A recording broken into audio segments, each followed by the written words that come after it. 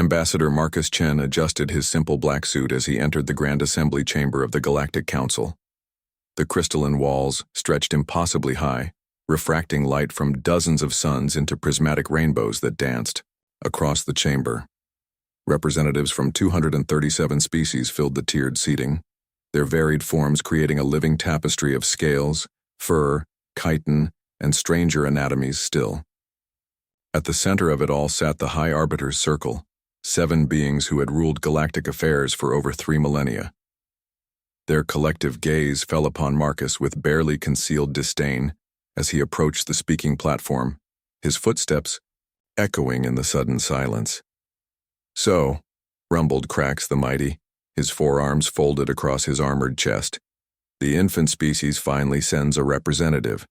Tell us, little human, what trinkets do you bring to beg for membership in our council?" Laughter rippled through the assembly. The Zephyrian delegates' crystalline form chimed like breaking glass. "Perhaps some primitive art, crude metallurgy? We've seen your kind's achievements." Marcus reached into his briefcase, a worn leather thing that looked laughably antiquated amid the floating holographic displays and quantum storage devices surrounding him. Several delegates exchanged amused glances at this confirmation of human backwardness. "Honorable arbiters," Marcus began, his voice carrying clearly through the chamber's acoustics, "I come bearing something far more valuable than trinkets." "Oh?" Chancellor Vexathera's serpentine neck curved in mock interest. "And what might that be?" Marcus smiled, an expression that didn't quite reach his eyes.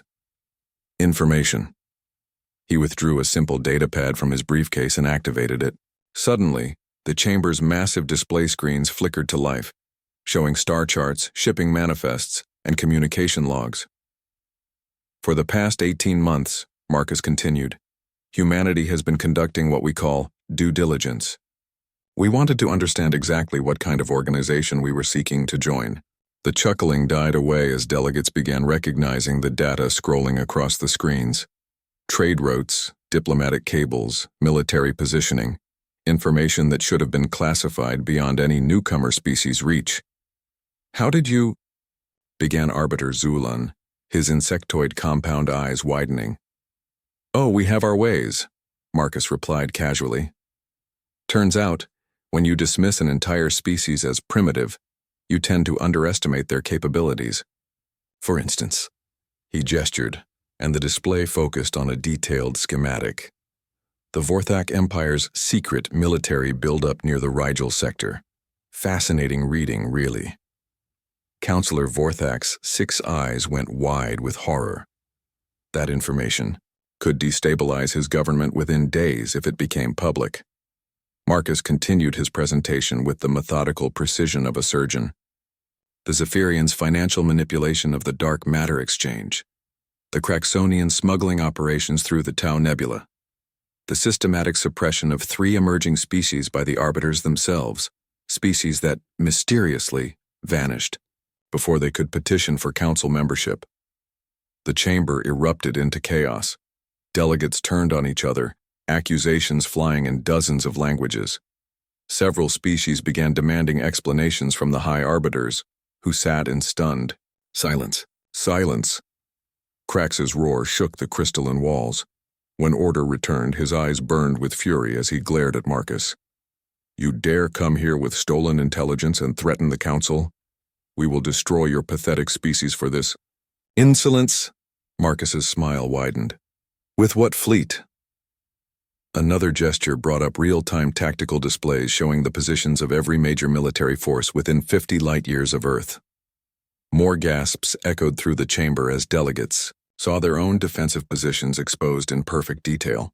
"You see," Marcus said, his tone remaining conversational, "while you've been playing your little games of politics and intimidation, my people have been doing what we do best, learning, adapting, and preparing. Did you really think a species that went from horse-drawn carts to faster-than-light travel in just 2 centuries would just stop innovating?" Arbiter Zulan's mandibles clicked nervously. "What do you want?" "Want?" Marcus chuckled. "I think you misunderstand the situation. I'm not here to ask for anything. I'm here to inform you of new management. The data pad, in his hands, chimed softly. Across the galaxy, human agents embedded within every major government, every trade consortium, every military command structure, revealed themselves simultaneously. The screens showed the scope of humanity's infiltration, not through force but through competence, reliability, and careful planning. 3 years ago, we identified every critical infrastructure system, every economic choke point, every military weakness in Council space, Marcus explained. Not to destroy, mind you, that would be wasteful, but to optimize. Chancellor Vexithera's voice came out as barely a whisper. You've been planning this from the beginning. Planning is such a harsh word, Marcus replied.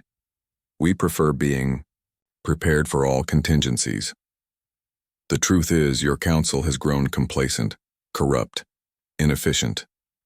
Under human administration, trade efficiency has already improved by 37% in sectors where we've taken advisory roles. Conflict resolution is up 60%, and not a single ship has been lost to pirates in our patrol zones. The chamber fell silent except for the soft hum of the data streams continuing to flow across the displays, evidence of humanity's quiet revolution. Crack stood slowly, his massive frame trembling with barely contained rage.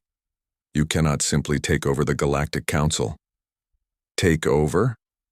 Marcus looked genuinely puzzled. Cracks, my friend, we already have. The question now is whether this transition continues smoothly, with all current council members retaining advisory positions in the new structure, or whether we need to start from scratch. He closed the data pad and returned it to his briefcase. The choice is yours. You have 48 standard hours to decide. The documentation for the new governmental framework will be distributed shortly. I think you'll find our proposals quite reasonable. Marcus turned to leave, then paused. Oh, and one more thing. The 3 species you've been suppressing. We've already made contact. They'll be presenting their petitions for membership next week. I trust there won't be any complications. As he walked toward the exit, his footsteps once again echoing in the stunned silence, Marcus called back over his shoulder. Welcome to the Human Efficiency Initiative. We're going to do great things together.